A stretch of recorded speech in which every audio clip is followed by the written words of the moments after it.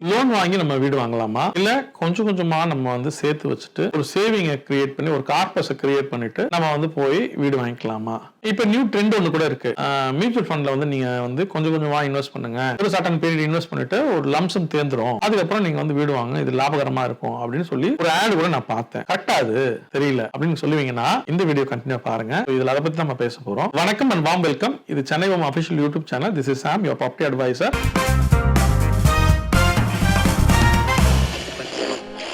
இன்னைக்கு ரியாலிட்டி டாக்ல வந்து பாத்தீங்கன்னா லோன் வாங்குறத பத்தி தான் பார்க்க போறோம். லோன் வாங்குறது எந்த அளவுக்கு இருக்கு இன்னைக்கு இந்தியாவை பொறுத்தளவுல. நமக்கு இந்தியன் கவர்மெண்ட் ரொம்ப காலமாவே என்ன பண்றாங்கன்னா, நீங்க வந்து வீடு வாங்குறதுக்கு லோன் வாங்குவீங்கன்னா அதுக்கு சப்சிடி கொடுத்துட்டு வராங்க. வெஸ்டர்ன் கண்ட்ரீஸ் எல்லாம் கிடையாதுங்க, நம்ம இந்தியாவில தான் இது அவைலபிள் இருக்கு. நம்ம வீடு வாங்கினா நமக்கு வந்து சப்சிடி உண்டு.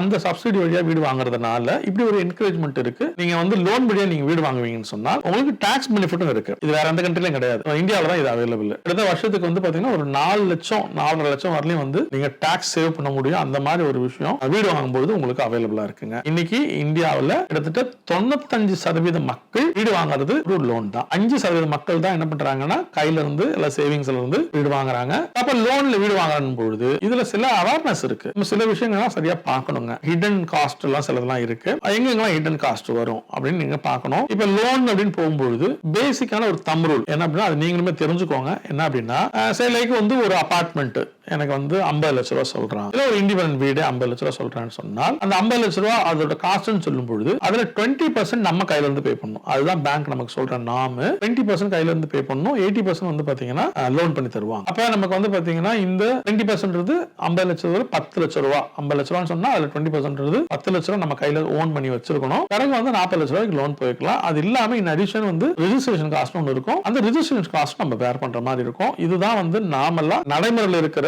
லோன் மெத்தடுங்க. இது ஒண்ணு. யாரோ ஒரு சில பேங்க் வந்து உங்களுக்கு சம்டைம்ஸ் 85% லோன் வாங்கி தருவாங்க. அது வந்து என்ன பண்ணுவாங்கன்னா, உங்களுக்கு வந்து இன்டீரியர்னு சொல்லுவோம், வீட்ல வந்து பண்ணக்கூடிய இன்டீரியர் ஒர்க், வுட் ஒர்க். அந்த இன்டீரியர் ஒர்க் ஒரு 15% லோன் போடலாம், ஓவரால் வேல்யூன்னு போடுவாங்க. அது போடும்போது 5% இந்த ஹவுசிங் லோன்லயே வந்து சேர்த்துக்குவாங்க. அப்படி சேர்த்து வரும்போது 85% வந்து உங்களுக்கு லோனை கொடுப்பாங்க. ஹவுசிங் லோனை பொறுத்தளவுல பாத்தீங்கன்னா யாருக்கு ஈஸியா இருக்குன்னா, சேலரி கிளாஸ்க்கு கொஞ்சம் ஈஸியா இருக்கும். ஏன்னா அவங்களுக்கு ரெக்கார்ட் இருக்கு, ட்ராக் ரெக்கார்ட் இருக்கு, ரெகுலர் இன்கம் இருக்கு. நிறைய ஆபீஸ்ல ஃபார்ம் 6 ஒன்று கொடுப்பாங்க, சில ஃபைலும் பண்ணுவாங்க. அதனால வந்து பாத்தீங்கன்னா சேலரி கிளாஸுக்கு ப்ரூஃப் இருக்கு, பேங்க்ல அமௌண்ட் மந்த் ஆன் மந்த் ரெகுலரா கிரெடிட் ஆகுது. இதெல்லாம் பேஸ் பண்ணிருக்காங்க. சேலரி வாங்குறவங்க லோன் வாங்குறது, ஹவுசிங் லோன் வாங்குறதுன்றது கொஞ்சம் ஈஸியா இருக்குங்க. பிசினஸ் பீப்புளுக்கு ஹவுசிங் லோன் வாங்குறது கொஞ்சம் சிரமமா இருக்கும். ஏன்னா நிறைய பிசினஸ் ஓனர்ஸ் வந்து பாத்தீங்கன்னா இன்கம் டாக்ஸ் ஃபைல் பண்றதே கிடையாது.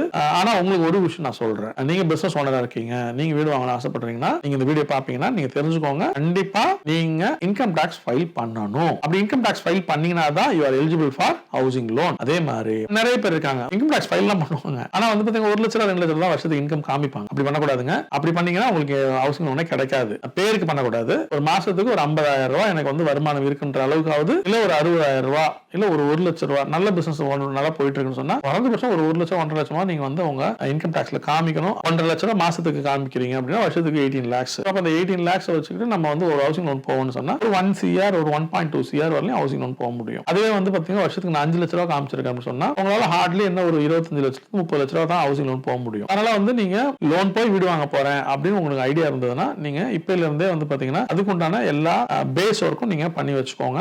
பிசினஸ் ஓனர்ஸ்க்கு ஒர்க் பண்ற எம்ப்ளாயா நான் ஒர்க் பண்றேன், சோ நான் வந்து ஒரு ரெப்யூட்டட் கம்பெனில ஒர்க் பண்றீங்கன்னா உங்களுக்கு கொஞ்சம் ப்ராப்ளம் குறைவு, ஹவுசிங் லோன் கிடைக்கும். ஆனால் ஒரு விஷயம், நீங்க ஹவுசிங் லோன் வாங்குறவங்களா இருக்கிறீங்க, பில் வந்து பாத்தீங்கன்னா எங்கெல்லாம் ஹிட் ஆகும்னா, ஒரு டெலிபோன் கனெக்ஷன் வாங்குறேன், வாங்கிட்டு நான் வந்து போன் பில் பே பண்ணிட்டே இருக்கேன், திடீர்னு எனக்கு வந்து ப்ராப்ளம் ஆயிடுச்சு, டிஸ்பியூட் ஆயிடுச்சு, ஒரு 5,000 10,000 பெண்டிங் நின்று போச்சு, நான் வந்து கட்ட மாட்டேன், வாய் தகராறு ஆயிடுச்சு, நான் வந்து ஈகோல விட்டு வந்துட்டேன், ஃபர்தரா கட்டாம நிறுத்திட்டேன் அப்படின்னு சொல்லி நீங்க சொல்லுவீங்கன்னு சொன்னால் அது போய் சிபில் ஹிட் ஆகுங்க.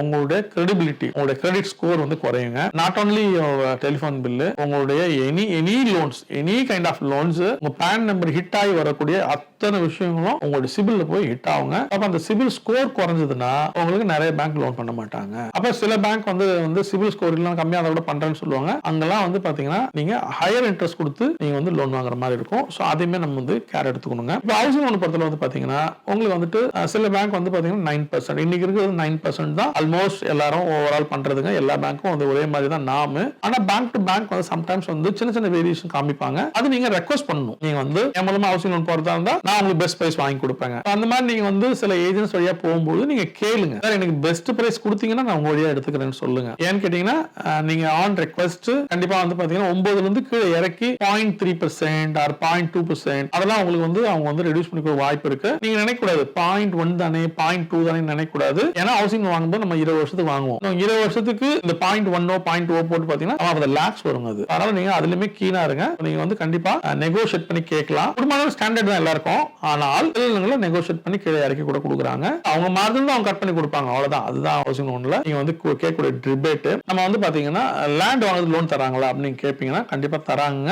அது வந்து பாத்தீங்கன்னா ஹவுசிங் லோன் நேம்ல வராது. ஹவுசிங் லோன்ல வரும்போது அந்த ரிபேட் எல்லாம் இருக்கும். அகைன் ஹவுசிங் லோன்ல வரும்போது உங்களுக்கு வந்து பாத்தீங்கன்னா டாக்ஸ் பெனிஃபிட் இருக்கும். லேண்ட் நீங்க லோன்ல வாங்குனீங்கன்னா உங்களுக்கு டாக்ஸ் பெனிஃபிட் எல்லாம் வராது. அதனால வந்து பாத்தீங்கன்னா லோன்ல லேண்ட் அவைலபிள். ஆனால் உங்களுக்கு இதுல 80% பண்றாங்க இல்லையா ஃபண்ட், அந்த மாதிரி வந்து லேண்டுக்கு 80% பண்ண மாட்டாங்க. சிலர் 75% பண்றாங்க, சிலர் 70% பண்றாங்க. ரிமைனிங் நம்ம கையில இருந்து போடணும். அதனால ஒரு வில்லா பிளாட்டோ ஒரு வில்லா லேண்டோ வாங்குறீங்கன்னா உங்களுக்கு லோன் அவைலபிள்.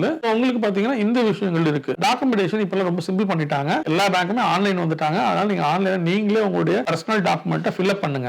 நிறைய பேர் வந்து பாத்தீங்கன்னா ஏஜென்ட் கொடுத்துருவோம், எக்ஸிக்யூட்டிவ் கொடுத்துருவோம், அவங்கள பண்ண சொல்லுவோம். அவங்க என்ன பண்ணுவாங்க, நிறைய விஷயங்களை வந்து மிஸ் பண்ணுவாங்க. உங்களுடைய பேக்ரவுண்ட் தவறுதலாவும் சொல்லுவாங்க. ஏன்னா அவங்களுக்கு தெரியாது. அந்த கேள்வி உங்கள்கிட்ட கேட்டிருக்க மாட்டாங்க. ஒரு முறை நீங்க அவங்க மீட் பண்ணிருப்பீங்க. மீட் பண்ணும்போது இதெல்லாம் வேணும் சார், இதெல்லாம் வேணும் சார், சிலதெல்லாம் வாங்கிட்டு போயிருப்பாருங்க. அதுல வந்து பாத்தீங்கன்னா ஃபார்ம் ஃபில் அப் பண்ணுவோம். அந்த ஃபார்ம்ல நிறைய கேள்வி கேட்கும். அதுக்கு அவருக்கு எல்லாத்துக்கும் பதில் சொல்ற கஷ்டமா இருக்கும். ஒன்னு ஸ்கிப் பண்ணி போவாரு, இல்லாத ஒரு விஷயத்தை வந்து அந்த ஃபார்ம்ல ஃபில் பண்ணி வைப்பாங்க. அதனால கூடுமானவர்களையும் ஹவுசிங் லோன் ஃபார்மை நீங்க பார்த்து ஃபில் அப் பண்ணுங்க, நீங்க சைன் பண்ணுங்க.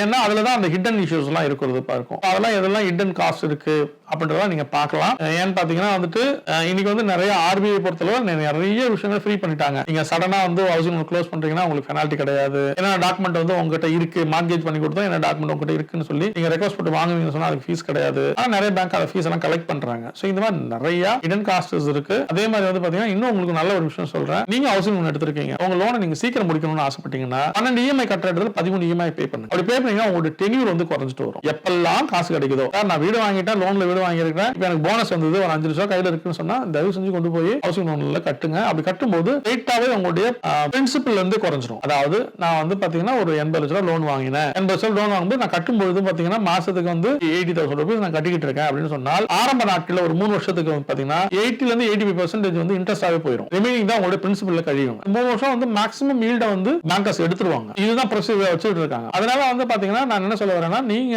உங்களுக்கு கிடைக்கிற அமௌண்ட் கொண்டு போயிட்டு நீங்க டைரக்டா பே பண்ணீங்கன்னா ரேட்டாவே அது வந்து பாத்தீங்கன்னா உங்களோட பிரின்சிபல் வந்து ரெடியூஸ் ஆகும், உங்களோட டென்யூர் குறையுங்க. அது மட்டும் இல்ல, அதே மாதிரி நீங்க லோன் எடுக்கும்போது லாங் ரன் எடுங்க. நீங்க உங்களுக்கு ஏஜ் இருக்கு, சே லைக் நான் வந்து 30 இயர் ஓல்டு அப்படின்னு சொன்னா நீங்க ஒரு 25 இயர்ஸ் வரலையும் வந்து லோன் எடுக்கலாம். ஈவன் சம்டைம்ஸ் 30 இயர் ஓல்டுலயும் கூட லோன் எடுக்கலாம். அப்படி இருக்கும்போது உங்களோட இஎம்ஐ வந்து குறைவா இருக்கும், உங்களோட டென்யூர் கூடவா இருக்கும். இன்ட்ரெஸ்ட் ஓவரால் கால்குலேட் பண்ணி பார்க்காதீங்க. நீங்க எவ்வளவு சீக்கிரம் அந்த லோனை க்ளோஸ் பண்ண முடியும்னு பாருங்க. ஏன்னு கேட்டீங்கன்னா ஒரு வருஷத்துல 80ல இருந்து 85% வந்து இன்ட்ரெஸ்டா எடுத்துறாங்க. ரிமைனிங் தான் உங்களுக்கு பிரின்சிபல்ல போய் சேரும். நான் 30 வருஷம் எடுக்கும்போது என்னோட இஎம்ஐ வந்து குறைஞ்சிரும் இன்ஸ்டெட் ஆஃப் 20 இயர்ஸ். அப்படி பண்ணும்போது நமக்கு வந்து 3 வருஷம் அவங்க வந்து இது மாதிரி எடுத்தாங்கன்னா மீகரான அமௌண்ட் தான் அவங்க வந்து நமக்கு எடுத்து ரெக்கவரி பண்ணுவாங்க. ஆனா மீன்வைல் நம்ம ரெடியா இருக்கணும். ரொம்ப சீக்கிரமா வந்து இந்த லோனை க்ளோஸ் பண்ணணும்னு சொல்லி நம்ம ரெடியா இருக்கணும். ரெகுலர் இன்டர்வல்ஸ்ல நம்ம வந்து எக்ஸ்ட்ரா மணி கொண்டு போய் அதை பே பண்ணி நம்மளுடைய டென்யூரை குறைக்க பழகணும். அப்படி பண்ணீங்கன்னா நீங்க வந்து மேக்ஸிமம் இன்ட்ரெஸ்ட் சேவ் பண்ணலாம், சீக்கிரமா உங்களுடைய கடன்ல இருந்து வெளில வரலாம். So this is what today reality talk. இதுல சில இன்ஃபர்மேஷன்ஸ் இல்ல இதெல்லாம் உங்களுக்கு டவுட் இருந்தா ஸ்கிரீன்ல தெரிய நம்பருக்கு கால் பண்ணுங்க. நாங்க உங்களுக்கு எப்பயுமே அட்வைஸ் பண்ணுவோம், இதை பத்தி கிளாரிட்டி கொடுக்கவோ. 12-15 பேங்க் வந்து எங்களோட டைப்ல இருக்காங்க. நீங்க எந்த பேங்க் கேட்டீங்கனாலும் அந்த பேங்க் உங்க கூட பேச வைக்கிறதுக்கு நாங்க ரெடியா இருக்கிறோம். நீங்க நம்பர் கால் பண்ணுங்க, உங்களுக்கு இதை பத்தி கிளாரிட்டி நிறைய டீடைல் உங்களுக்கு கொடுக்கலாம். Until otherwise, this is Sam, your property advisor signing off from Chennai Homes.